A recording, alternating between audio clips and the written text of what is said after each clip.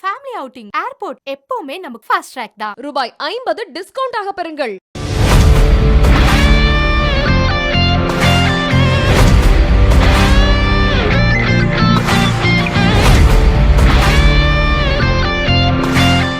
ராணுவத்துல உயிரிழப்புகளை தவிர்க்கிறதுக்காக மனிதர்களுக்கு பதிலா மாற்றா ரோபோட் நாய சீனா அறிமுகப்படுத்தியிருக்கு. முதுகுல துப்பாக்கியோட வலம் வரக்கூடிய ரோபோட் நாயுடைய வீடியோவை சீன ராணுவம் வெளியிட்டிருக்காங்க.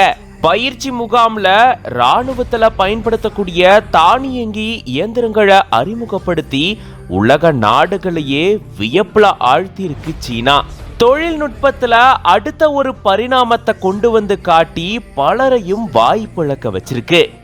சீனாவும் கம்போடியாவும் இணைந்து கூட்டு ராணுவ பயிற்சியில ஈடுபட்டு வராங்க.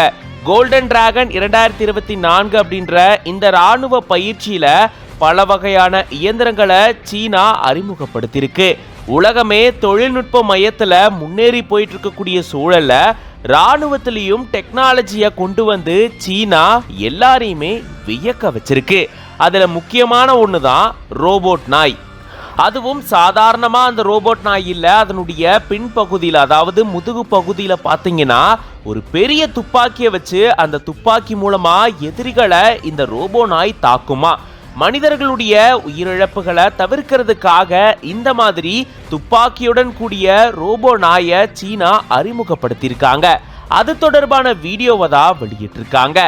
இது தவிர அன்மேண்ட் எக்யூப்மெண்ட் அப்படின்னு சொல்லப்படக்கூடிய தானியங்கி இயந்திரங்களை அறிமுகப்படுத்தியிருக்காங்க. மனிதர்கள் உதவியே இல்லாம இந்த இயந்திரங்களே எதிரிகள் போரிடும் போது தாக்கக்கூடிய ஆற்றல் கொண்டது அப்படின்னு சொல்லப்பட்டிருக்கு.